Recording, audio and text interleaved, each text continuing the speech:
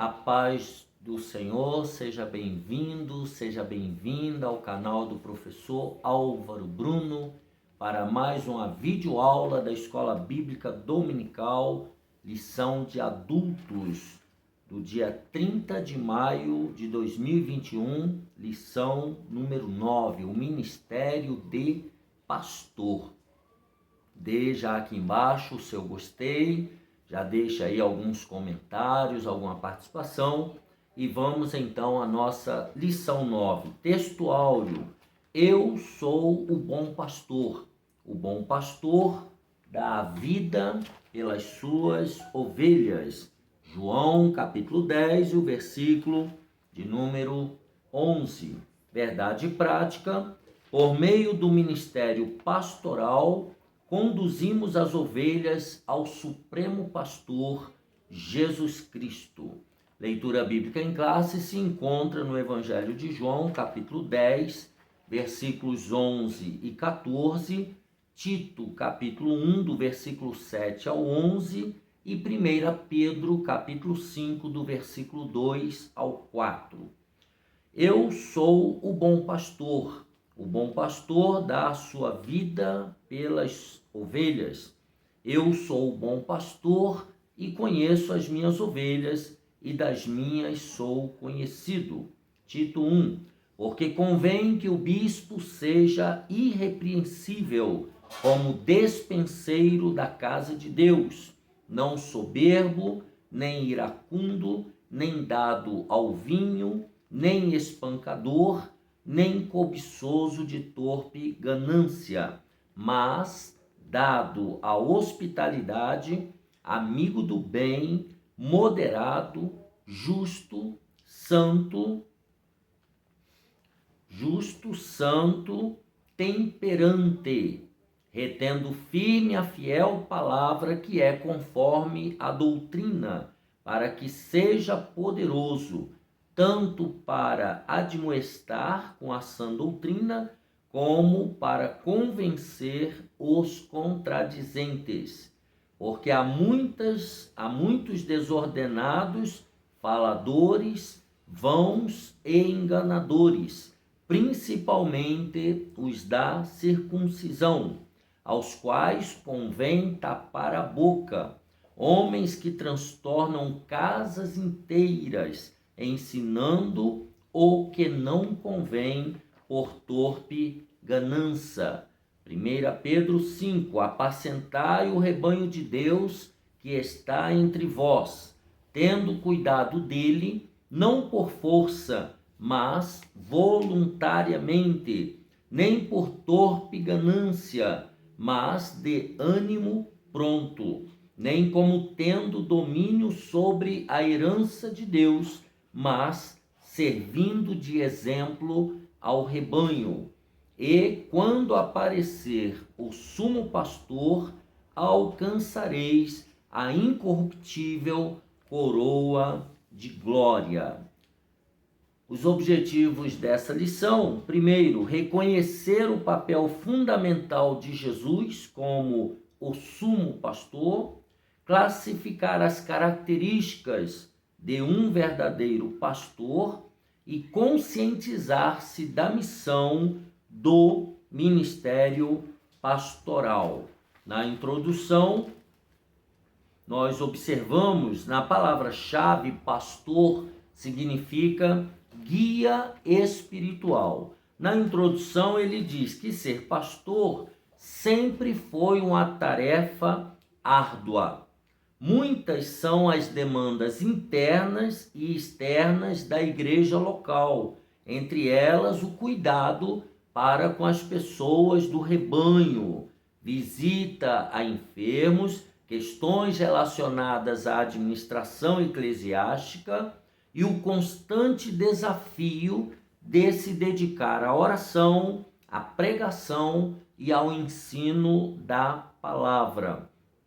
O dia a dia do pastor, o dia a dia pastoral é desafiador a quem é vocacionado por Deus para apacentar. E é somente pela graça e o amor do Pai é possível encarar tão grande responsabilidade. Por outro lado, uma liderança madura e servidora é imprescindível ao desenvolvimento da igreja local. Assim, a lição de hoje abordará esse importante ministério. Então, na introdução, ele diz, e nós devemos entender muito bem, que é somente pela graça e pelo amor do Pai que é possível encarar essa tão grande responsabilidade. Vamos ao primeiro exemplo aqui. Jesus, o sumo pastor. Jesus é o pastor supremo.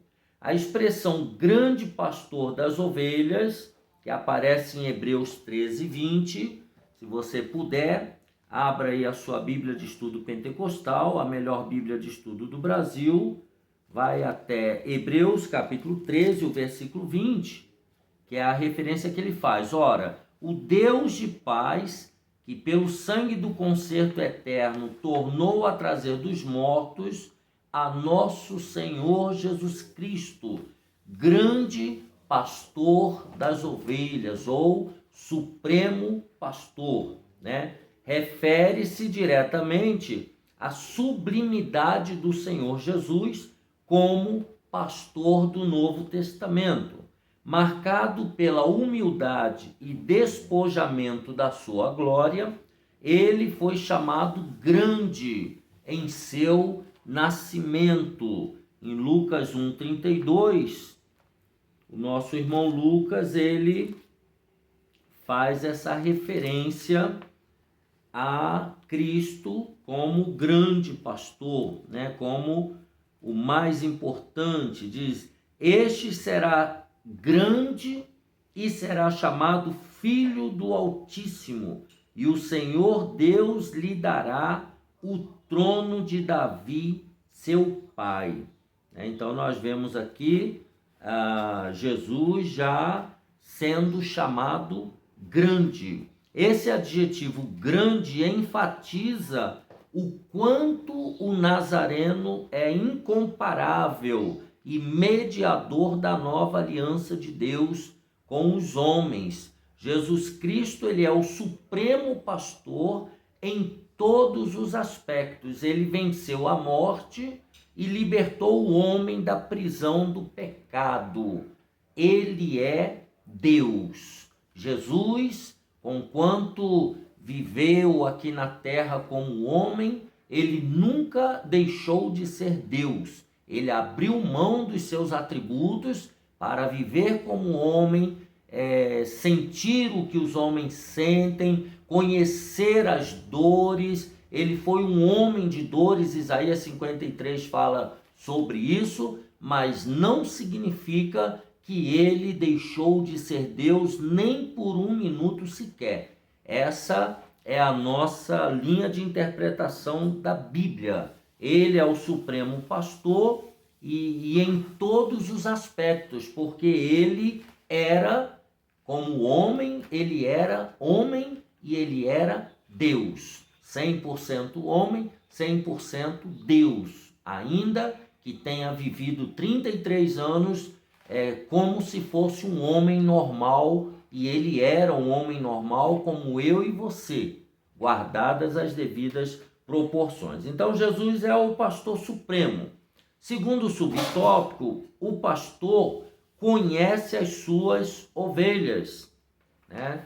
Na leitura bíblica, né, nós vimos essa característica, mas em João 10 e 14, abra sua Bíblia aí de Estudo Pentecostal, logo depois de Lucas, João capítulo 10 e o versículo 14, ele diz: eu sou o bom pastor e conheço as minhas ovelhas e das minhas sou conhecido. Então, as ovelhas de Jesus o conhecem e ele conhece cada uma das suas ovelhas pelo nome. Em João 10, 14, o adjetivo bom identifica Jesus como o pastor que, por amor, protege e cuida das ovelhas que lhe pertencem.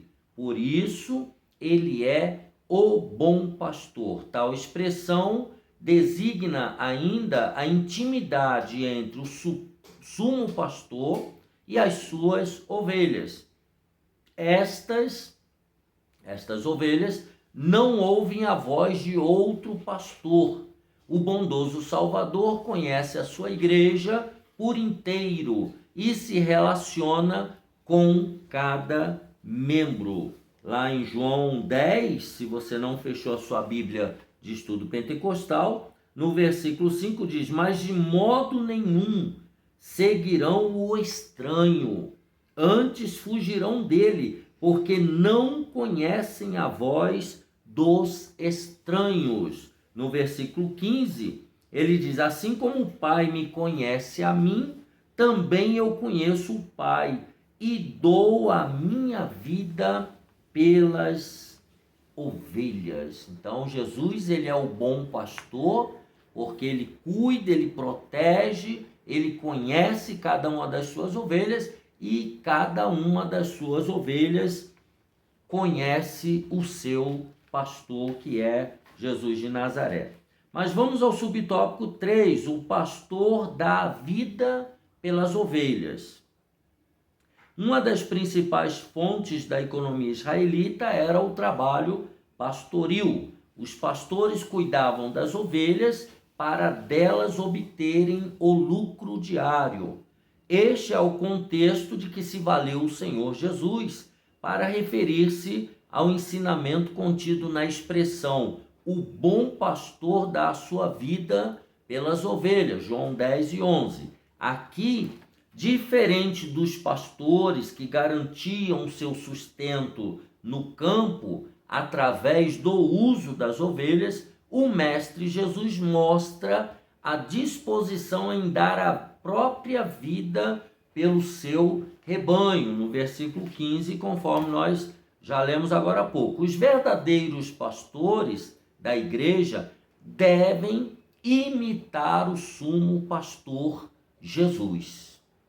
Nele não há jamais exploração alguma do rebanho, e isso deve servir de exemplo a todos aqueles que desejam ministrar a igreja do Senhor, tal como ensina a palavra em 1 Pedro, que nós já vamos olhar, capítulo 5, do versículo 2 ao versículo 4. Logo depois de Hebreus vem Tiago, e aí vem 1 Pedro, você vai até o capítulo 5, e a partir do versículo 2 ao 4 nós passaremos a ler. 1 Pedro, capítulo 5, do versículo 2 ao 4. Apacentai o rebanho de Deus que está entre vós. Se eu não me engano, está na leitura bíblica em classe também, né? Mas só para usar a Bíblia de Estudo Pentecostal, vamos ler a Bíblia, né? Apacentai o rebanho de Deus que está entre vós, tendo cuidado dele, não por força, mas voluntariamente, nem por torpe ganância, mas de ânimo pronto, nem como tendo domínio sobre a herança de Deus, mas servindo de exemplo ao rebanho. E quando aparecer o sumo pastor, alcançareis a incorruptível coroa de glória. Então, aqui nós observamos que os pastores devem observar o exemplo do sumo pastor, que é Jesus de Nazaré. Resumindo, então, esse tópico 1, Jesus, o pastor supremo, conhece as suas ovelhas e deu a sua vida por elas. E todo pastor também deve conhecer as suas ovelhas e está disposto a dar a sua vida pelas ovelhas do seu rebanho.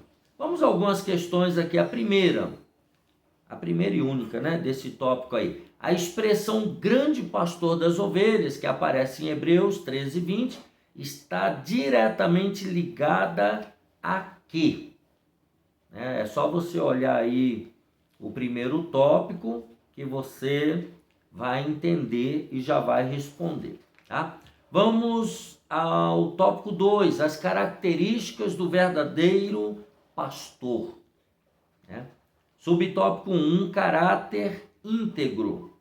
Entre outras coisas, o exercício pastoral envolve aptidão para ensinar, aconselhar e comunicar-se de forma clara com a igreja local. Porém, essas características não são validadas se o caráter do pastor não for íntegro.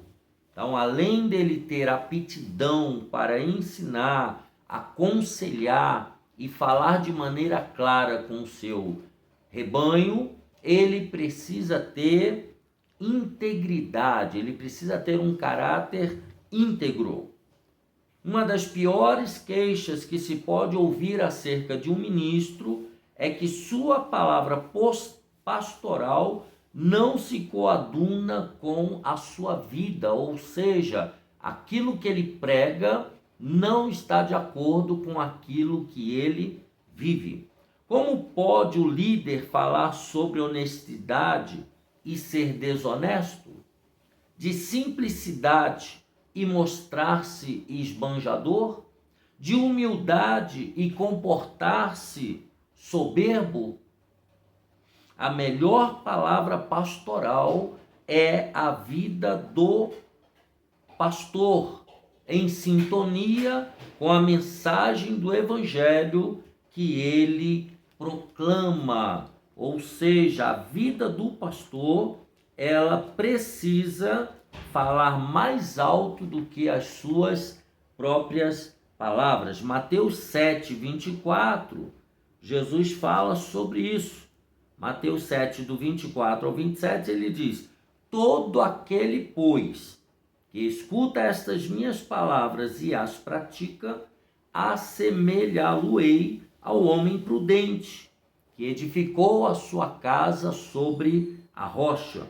E desceu a chuva, e correram rios, e assopraram ventos, e combateram aquela casa, e não caiu, porque estava edificada sobre a rocha. E aquele que ouve estas minhas palavras e não as cumpre, compará-lo-ei ao homem insensato, que edificou a sua casa sobre a areia. E desceu a chuva, e correram rios, e assopraram ventos, e combateram aquela casa, e caiu, e foi grande a sua queda. Isso aqui ele está falando da pessoa, né, que não vive aquilo que prega, não guarda os ensinamentos do sumo pastor e não pratica aquilo que ensina, aquilo que prega. Mas vamos ao capítulo 23. Jesus também, a partir do versículo 2, ele faz uma censura aqui aos escribas e fariseus. Mateus 23, a partir do versículo 2, ele diz, do versículo 1, então falou Jesus à multidão e aos seus discípulos, dizendo, na cadeira de Moisés estão assentados os escribas e fariseus. Versículo 3, observai, pois, e praticai tudo o que vos disserem, pois, mas não procedais em conformidade com as suas obras, porque dizem e não praticam. Os escribas e fariseus, eles ensinavam os outros, mas eles não praticavam aquilo que eles ensinavam. Versículo 4, pois atam fardos pesados e difíceis de suportar, e põem sobre os ombros dos homens. Eles, porém, nem com o dedo querem movê-los, e fazem todas as obras a fim de serem vistos pelos homens, pois trazem largos filactérios e alargam as franjas das suas vestes. Então eles usavam as roupas chamativas, umas mantas lindas, com muitas franjas, né, para poder aparecer, para serem vistos pelos homens.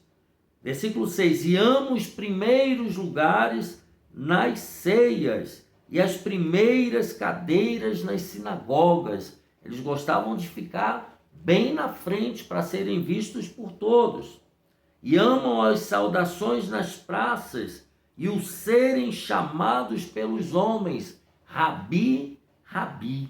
Eles gostavam de ser reconhecidos como mestres, como professores. Tá? E aí Jesus dá uma advertência no versículo 8: vós, porém, não quereis ser chamados Rabi, porque um só é o vosso mestre, a saber, o Cristo, e todos vós sois irmãos. E a ninguém na terra chameis vosso Pai, porque um só é o vosso Pai, o qual está nos céus. Nem vos chameis mestres, porque um só é o vosso mestre, que é o Cristo. Versículo 11: porém o maior dentre vós será vosso servo, e o que a si mesmo se exaltar será humilhado, e o que a si mesmo se humilhar será exaltado. Aí a partir do versículo 26, ele começa então: ai de vós, escribas e fariseus, hipócritas.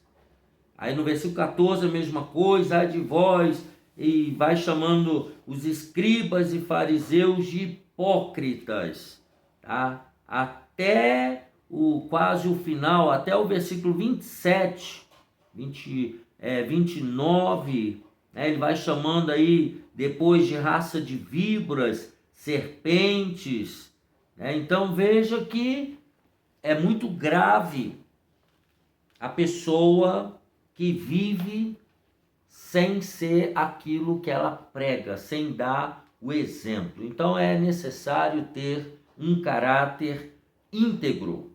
Essa é uma característica do verdadeiro pastor. Segundo, exemplo para os infiéis e para os fiéis. Então o pastor, ele não é exemplo só para os fiéis, só para os da comunidade cristã. Não, ele tem que ser exemplo também para os infiéis, para os que estão de fora. Em 1 Timóteo 3:2, 1 Timóteo 3:2, ele diz: convém, pois, que o bispo seja irrepreensível, ou seja, que não tenha nada nele para ser corrigido, marido de uma mulher, vigilante, sóbrio, honesto, hospitaleiro, apto para ensinar. Então veja, naquela época era muito comum os homens, né, principalmente aqueles mais bem abastados, terem várias mulheres, pelo menos mais de uma. Era normal. Mas aqui, para servir na igreja do Senhor, né, na nova aliança, na igreja de Cristo, tinha que ter essas características: marido de uma mulher, vigilante, sóbrio e afins, né? Mas vamos adiante, não fecha a sua Bíblia ainda não, nós vamos ver a outra referência aí. Então o texto de 1 Timóteo afirma que o bispo não deve ser dado ao vinho, não deve ser alcoólatra, né? Não deve ser bebum, beberrão, bebedor, né? Naquela época era muito comum o vinho. Não, o bispo não deve ser espancador, nem cobiçoso de torpe ganância, só pensar em lucro. Não deve ser contencioso ou avarento, né? A recomendação é que o obreiro seja moderado, equilibrado, né? A igreja, o corpo de Cristo, precisa contemplar em seu líder sinais claros do fruto do Espírito, tais como autocontrole, mansidão, bondade e amor. Estas características denotam idoneidade moral e maturidade espiritual. A maturidade espiritual, nós sabemos que além dela vir com a prática, ela vem com o tempo, ela também vem com a prática do fruto do Espírito, o esforço de se controlar com a ajuda do Espírito Santo, né?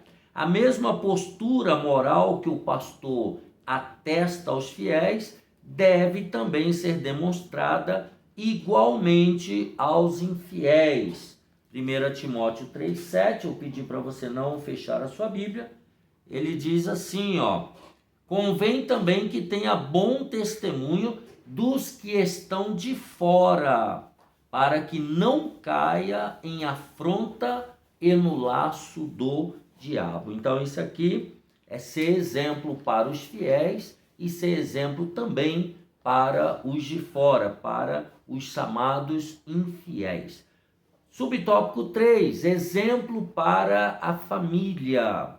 Não podemos esquecer que antes de ser exemplo para a igreja local e com os de fora, o ministro do evangelho, em primeiro lugar, deve ser o exemplo para a sua própria família, sua primeira comunidade e igreja. Então, a família do pastor, a família do obreiro, é a sua primeira igreja que ele deve pastorear. Governar a própria casa com modéstia e equilíbrio, criando seus filhos com respeito.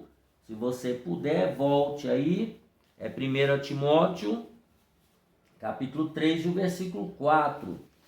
Ele diz assim, que governe bem a sua própria casa, tendo seus filhos em sujeição com toda a modéstia. Governar bem a própria casa. Então é o testemunho que toda família cristã deseja experimentar na convivência sadia com o pastor, que é também esposo, pai e avô. Portanto, todo obreiro deve cuidar bem do seu lar, pois sem o devido respaldo do lar, da família, o seu ministério jamais terá credibilidade. As pessoas terão dificuldade para acreditar num obreiro que não tenha esse exemplo dentro da própria casa. Resumo desse tópico número 2. Do pastor espera-se um caráter íntegro, um exemplo para os infiéis, um exemplo para os fiéis e um exemplo para toda a sua família.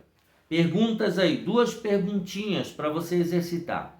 De acordo com a lição, relacione as características do verdadeiro pastor. Quais são as características do verdadeiro pastor? Nós acabamos de falar.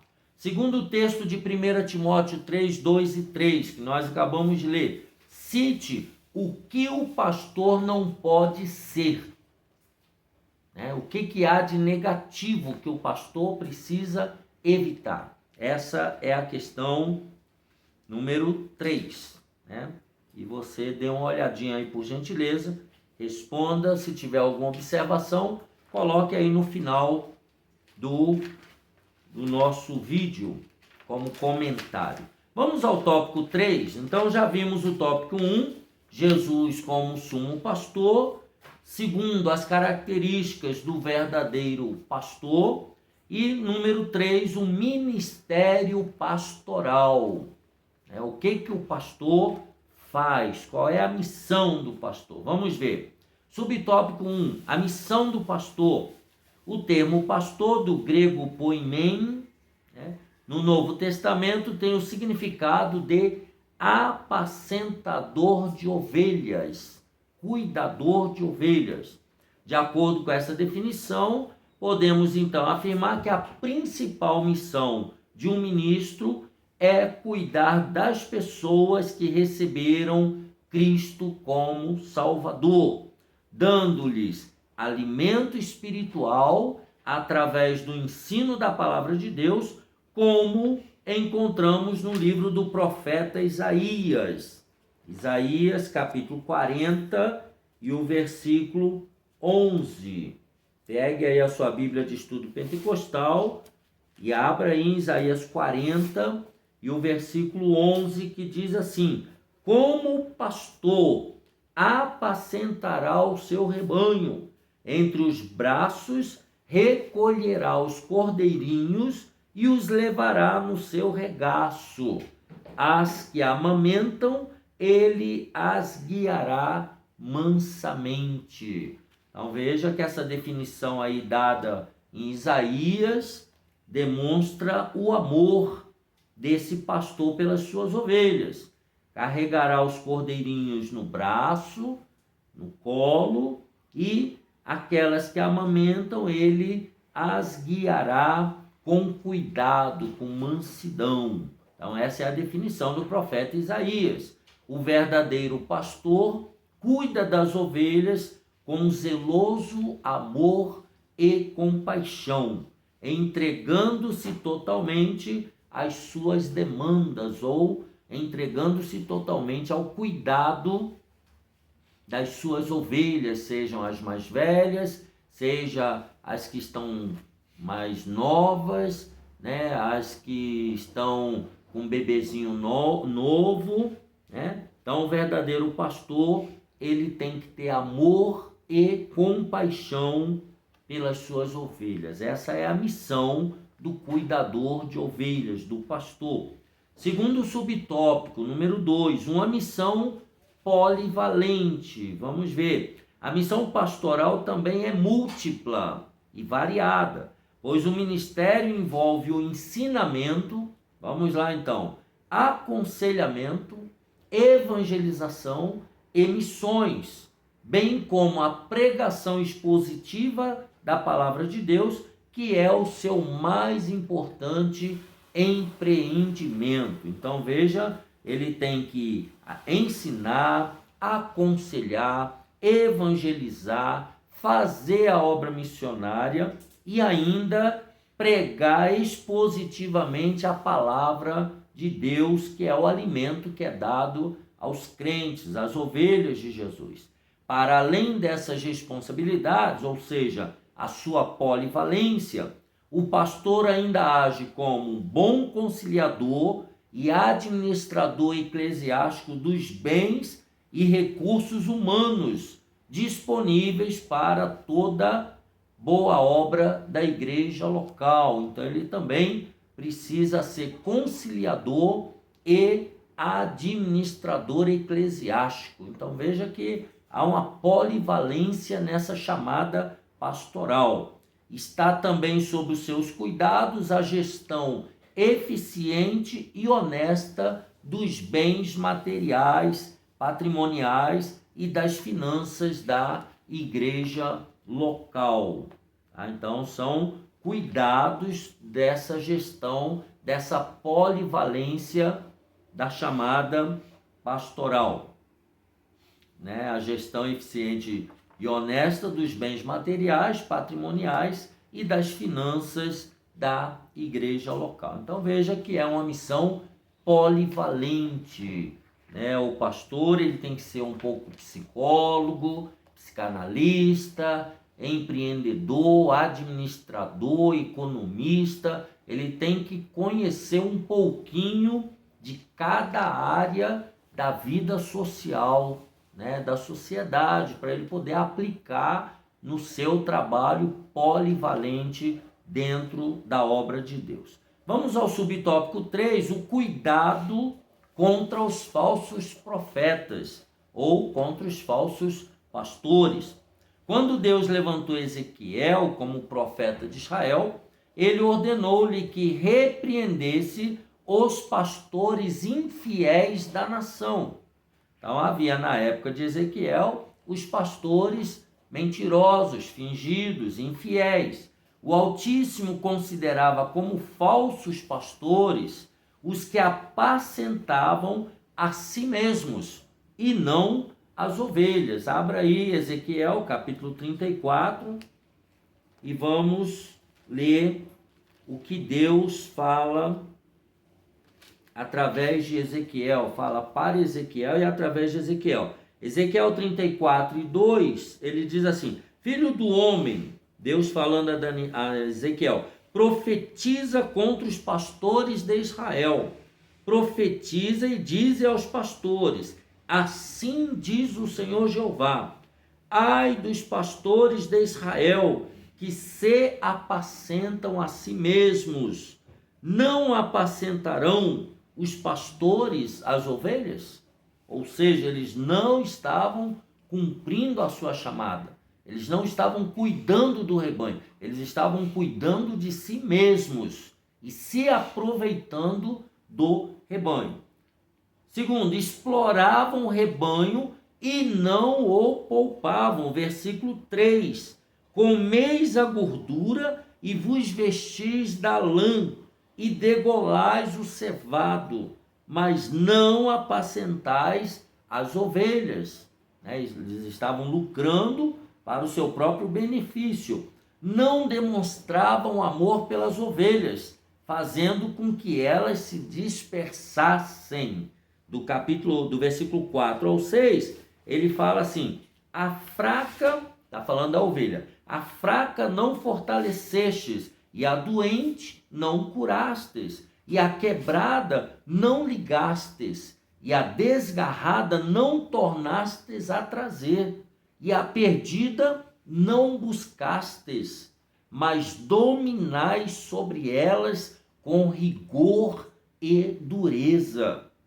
Assim se espalharam por não haver pastor, e ficaram para pasto de todas as feras do campo, porquanto se espalharam.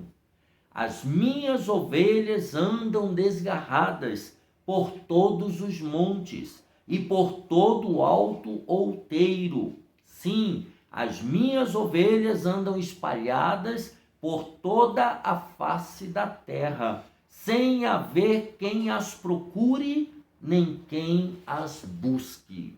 Então veja que esses pastores de Israel estavam maltratando, estavam sendo ditadores com essas ovelhas e elas estavam se espalhando.